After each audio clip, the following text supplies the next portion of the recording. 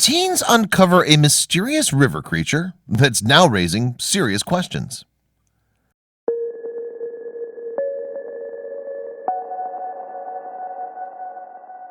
Scotland has the Loch Ness Monster.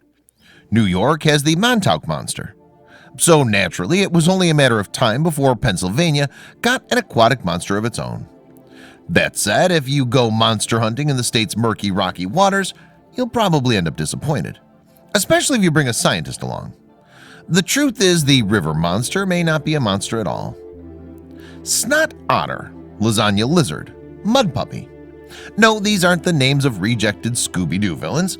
Their monikers are just the only words people could think of when a long, slender, slimy creature slithered past them in the Susquehanna River.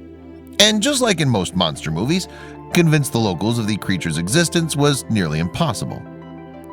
Though a few teens were determined to try.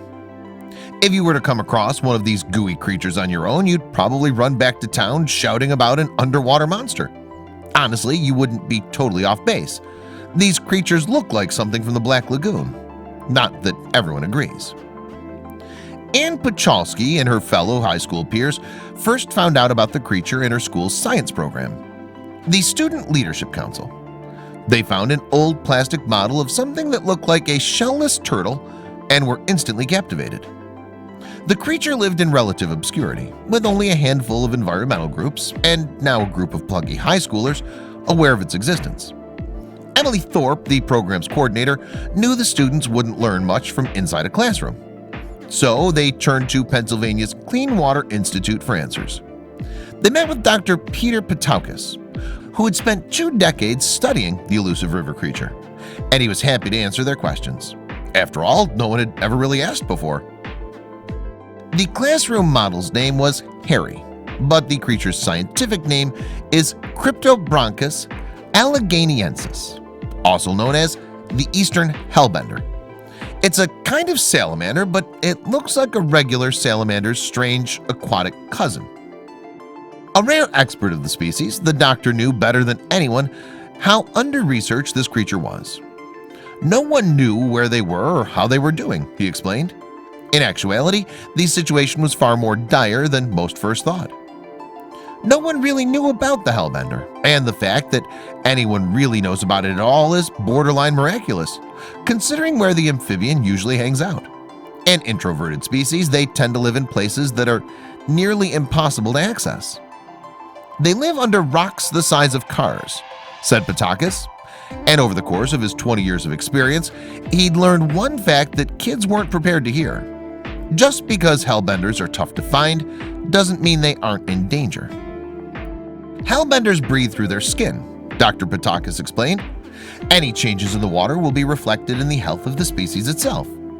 And as the students were quick to see firsthand, the river water wasn't exactly crystal clear. Petaukis told the students that pollution, warming water, and impounded streams were seriously harming the hellbender population. With this in mind, his research team knew they had to switch tactics. Research could no longer be their priority. Instead, conservation became their one and only focus. Scientists raised hellbenders from eggs, microchipped them, and then released them back into the wild in order to track their movements and habits. And according to Petaukis, these researchers needed all the help they could get.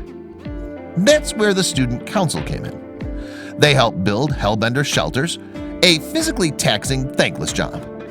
The students waited for some kind of confirmation that what they were doing was helping the creatures, though it never came.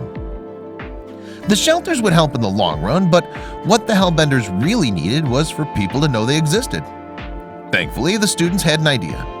And like most brilliant plans, it took shape at a crowded table at a Panera Bread. Their idea was simple. "We didn't have a state amphibian," said Emma Stone, the then student president of the council. "How hard could it be to draft a bill?" "It seemed bipartisan," Emma explained. "We thought, who's going to say no?" In the restaurant, 6 high school students drafted the bill, their main argument being that the hellbender is a positive symbol for water quality in Pennsylvania. With Senator Gene Yaw sponsoring the bill, making their dream a reality seemed easy enough. But the gears of government were clumsy, slow, and, as the students would soon learn, completely unjust. Despite their bill floating around the Senate for months, A different bill quickly rose through the ranks, one that would stop the kids in their tracks. A different representative quickly introduced a bill aimed at making a totally different creature, the Worrell's salamander, the state amphibian. It was offensive, said student Hannah Ryan. We took it personally. They were forced to go back to the drawing board. That's when they had an epiphany. We found out quickly that people love free stuff, Hannah said. They made Hellbender Defender tees, temporary tattoos, and sugar cookies, as well as countless calls to representatives, which all fell on deaf ears. Their Hellbender bill died in committee in 2018, but the students were too determined to give up. Even with some of the original council members having graduated, they resubmitted the bill in 2019. This time, the gears of government worked in their favor. The bill passed with overwhelming support from both parties, and soon after, the students watched as the bill was signed into law. It was so surreal, Emma recalled. We were high schoolers. Even with this victory, though, the time for celebration was brief. According to Emma Thorpe, the designation did not come up with any kind of state protection, meaning the Hellbender, as strange and slimy as it was, still needs all the help it can get. Hannah has a word of wisdom for anyone who wants to help. People say, "You're too young to make a difference," but now we know that's not true, she said. After all, if a group of teenagers can spur environmental change, then there's hope for everyone, even if it seems like the damage has already been done.